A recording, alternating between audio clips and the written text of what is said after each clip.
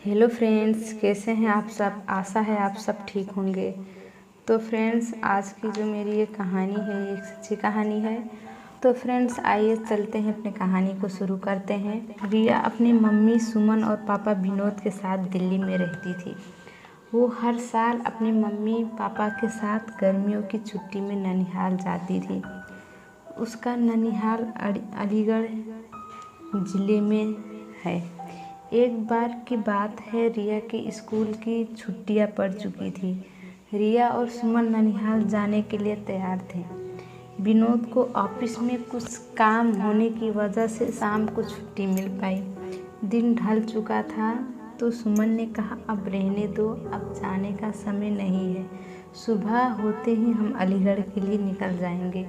इस पर विनोद ने कहा, हमारे पास खुद की कार है, दिन ढल गया है तो क्या हुआ, हमें कौन सा वाहन बदलना है। रिया भी जिद करने लगी, मम्मी अभी चलो ना, मुझे अभी नानी के घर जाना है। रिया और विनोद के बहुत जिद करने पर सुमन जाने के लिए तैयार हो गई, लेकिन अंदर ही अंदर न जाने क्यों उसका मन घबरा रहा था। अब रात हो चुकी थी, लोगों की गाड़ी सड़क पर चले जा रही थी। रात की वजह से सड़क पर वाहनों का आना जाना कम हो गया था। विनोद कार चला रहा था, सुमन और रिया पीछे की सीट पर बैठे थे। जिस गांव में उन्हें जाना था वो गांव अलीगढ़ से करीब 20 किलोमीटर आगे था। वो अलीगढ़ पहुंच चुके थे। आगे का रास्ता कच्चा और सुनसान था। वहां कोई आता जाता भी नहीं दिख रहा था। गाड़ी अब कच्चे रास्ते पर चले जा रही थी। थोड़ी ही दूर चलने पर गाड़ी अचानक रुक गई। रिया ने पापा से कहा, पापा क्या हुआ, गाड़ी बंद कैसे हो गई। विनोद ने कहा, पता नहीं बेटा, उतर कर देखता हूँ। सुमन ने कहा, जल्दी देखिए और यहाँ से चलिए, कितना सुनसान रास्ता है, मुझे कुछ ठीक नहीं लग रहा। कार से उतरकर विनोद ने गाड़ी का बोनेट खोल कर देखा, लेकिन गाड़ी में कहीं कोई कमी नहीं दिख रही थी। वो कार के अंदर आकर बैठ गया और कुछ सोचने लगा। तभी सुमन ने कहा, क्या हुआ, चलिए ना। विनोद अभी भी कुछ सोच रहा था। फिर सुमन ने रिया के पापा के कंधे पर हाथ रखकर जोर से हिलाया और कहा, क्या हुआ, क्या सोचने लगे, मैं कह रही हूँ चलिए, यहाँ से मुझे बहुत अजीब सा महसूस हो रहा है। एक तो सुनसान, ऊपर से रात, जल्दी चलिए। तब विनोद ने कहा, मैं ये सोच रहा कि गाड़ी में कोई खराबी नहीं, फिर गाड़ी रुक क्यों गई, देखिए क्या पता गाड़ी स्टार्ट हो जाए। तब विनोद ने गाड़ी स्टार्ट करने के लिए चाबी घुमाई और गाड़ी स्टार्ट हो गई। अब कार दोबारा उस रास्ते के अंधेरे को चीरते हुए फिर आगे बढ़ने लगी। अभी थोड़ी ही दूर कार चली थी कि रिया चिल्लाई में एकदम से विनोद ने कार को रोका। दोनों मम्मी पापा रिया से कहने लगे, क्या हुआ बेटा, चीखी क्यों। इस पर रिया ने कहा, पापा मुझे ऐसा लगा जैसे हमारी कार के नीचे एक आदमी और औरत आ गए। विनोद ने कहा, नहीं बेटा, ऐसा कुछ नहीं है। अगर वो औरत आदमी हमारी कार के नीचे आ जाते तो हमें भी तो पता चलता ना।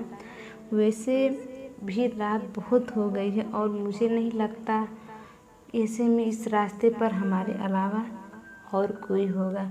रिया की आंखें डर से फटी हुई थी और वो कह रही थी कि नहीं पापा, ट्रस्ट में, मैंने देखा उन आदमी और औरत को। सुमन ने कहा, गाड़ी थोड़ी तेज चलाइए। गाड़ी की रफ्तार विनोद ने तेज कर दी।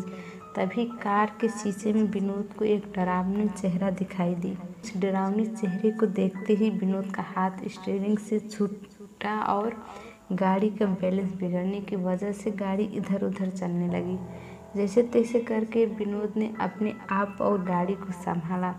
तभी सामने एक औरत और एक आदमी दिखाई दिए जो गाड़ी रोकने का इशारा कर रहे थे, लेकिन विनोद ने गाड़ी नहीं रोकी बल्कि गाड़ी की रफ्तार और तेज़ कर ली, क्योंकि अभी तक तो रिया की बात पर विश्वास नहीं कर रहे थे। और अचानक से उन दोनों आदमी और औरत का ऐसे कार के सामने आना और लिफ्ट मांगना सुमन और विनोद को डर से भर देने के लिए काफ़ी था।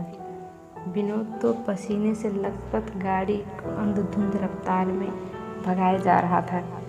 तभी ये क्या वो औरत और आदमी जिनको विनोद ने पीछे छोड़ा था वो फिर सामने खड़े थे और गाड़ी रोकने का इशारा कर रहे थे। अब तो उन तीनों की जान मुँह को गई थी।